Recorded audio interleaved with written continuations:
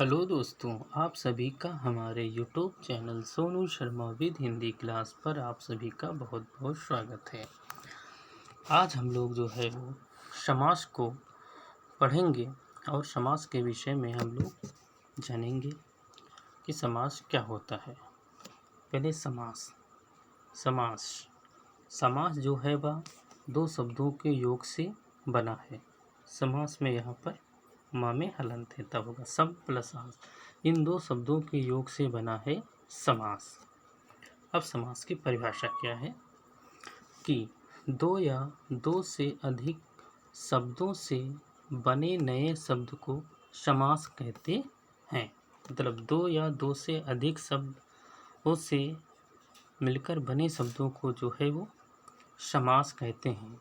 समास का वास्तविक अर्थ होता है संक्षिप्त करना। समास का वास्तविक अर्थ क्या है? संक्षिप्त करना होता है। समास का वास्तविक अर्थ है संक्षिप्त करना। फिर है सामासिक पद। समास के बाद आया सामासिक पद। तो सामासिक पद किसे कहते हैं?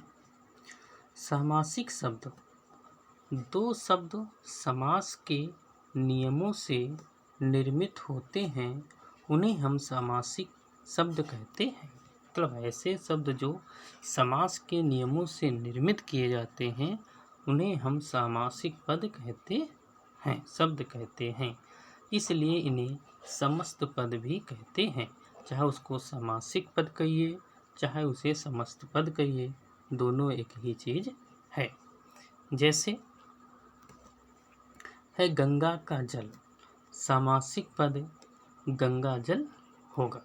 गंगा का जल जैसे एक वाक्य है, इस वाक्य में अगर कहा जाए, जैसे ये एक वाक्य था गंगा का जल, ये एक वाक्य है गंगा का जल, ये जैसे पूरा वाक्य है। समासिक पद इसका बनेगा गंगा जल। ठीक है। उसके बाद फिर इसके आता है समास विग्रह आता है। समास विग्रह क्या है? समास विग्रह देखते हैं। समास विग्रह सामासिक शब्द के बीच के संबंध को स्पष्ट करना ही समास विग्रह है। मतलब समासिक पद के शब्द के बीच के संबंध को स्पष्ट करना ही समास विग्रह है। जैसे लिखा है गंगा जल, यह एक शब्द लिखा हुआ है गंगा जल। इस गंगा जल के अगर समासिक विग्रह करिए तो हो जाएगा इसके गंगा का जल। ये समास विग्रह है, गंगा का जल। समासिक पद हुआ गंगा जल, और इसकर का समास विग्रह किया जाए तो गंगा का जल। तो समास में क्या हुआ, जो ये का है, इस का जो है वह लोप हो जाता है। का जो है उसके समास करके इस शब्द को हटा दिया। इसलिए समास के अर्थ को कहा जाता है संक्षिप्त करता है। समास जो है वह शब्दों को जब मिलते हैं तो दो शब्द, तो उनको जो है वो संक्षिप्त करता है। आगे और विग्रह को स्पष्ट तरीके से समझते हैं। दो शब्दों के वास्तविक या स्पष्ट अर्थ की प्रतीत हेतु अलग अलग करने की प्रक्रिया को विग्रह कहते हैं। मतलब दो शब्दों के वास्तविक या स्पष्ट अर्थ की प्रतीत हेतु अलग अलग करने की प्रक्रिया को क्या कहते हैं? विग्रह कहते हैं। और विग्रह को क्या कहा जाता है? विग्रह को व्यास भी कहा जाता है। तो विग्रह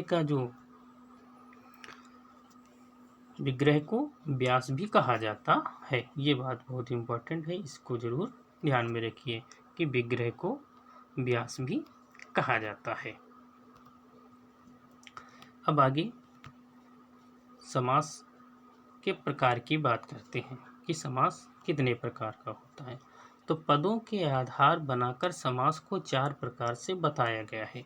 मतलब समास के प्रकार, अगर हम लोग हेडिंग डालना चाहें तो लिख लेंगे समास के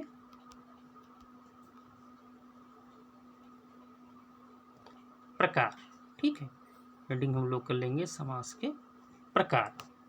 समास कितने प्रकार का होता है?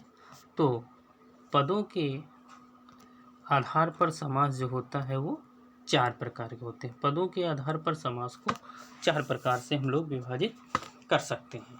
पहला, पूर्व पद और उत्तर पद। मान लीजिए पूर्व पद और उत्तर पद मिलाकर 2 होते हैं, तो पूर्व पद और उत्तर पद 2 पद होते हैं। इसमें पूर्व पद प्रधान और गौड़ पद प्रधान। किसी में पहले में पूर्व पद प्रधान रहता है तो दूसरे में गौड़ पद।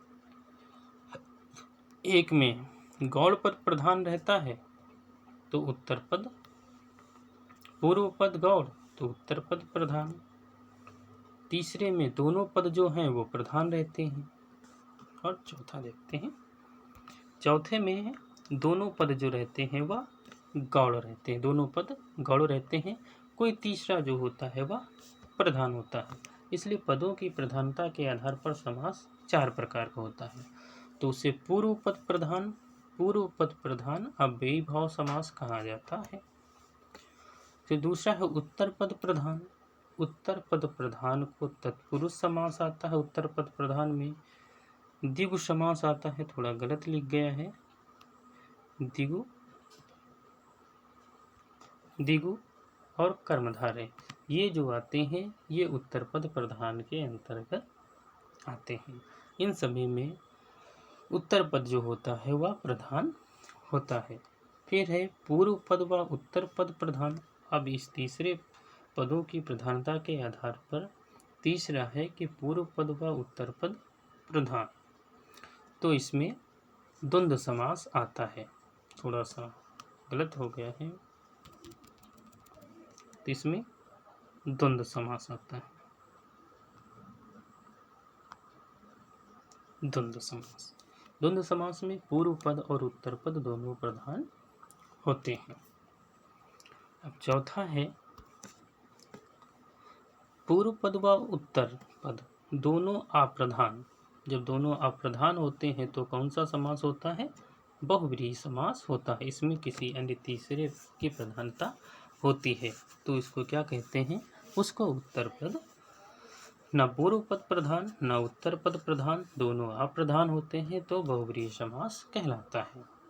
वैसे हम लोग हिंदी के विद्यार्थी हैं तो हिंदी में समास जो है वो 6 प्रकार के बताने हमको। अगर एग्जाम में पूछता है कि समास कितने प्रकार के होते हैं तो हमें उत्तर देना है कि समास जो होते हैं वो 6 प्रकार के होते हैं। 6 प्रकार के समास होते हैं। ठीक, समास कितने? 6 प्रकार के। पहला अव्ययी भाव समास, दूसरा तत्पुरुष समास, तीसरा द्विगु समास, चौथा कर्मधारय समास, पांचवा द्वंद्व समास, छठा बहुव्रीहि समास। अब द्वंद्व को ऐसे भी द्वंद्व आप लोग लिख सकते हैं। ठीक है, द्वंद्व समास ये 6 प्रकार के समास हैं जो हमको पढ़ने हैं आज की क्लास में। बस यहीं तक। अगर आपको क्लास अच्छी लगी है तो लाइक, शेयर और सब्सक्राइब ज़रूर करें।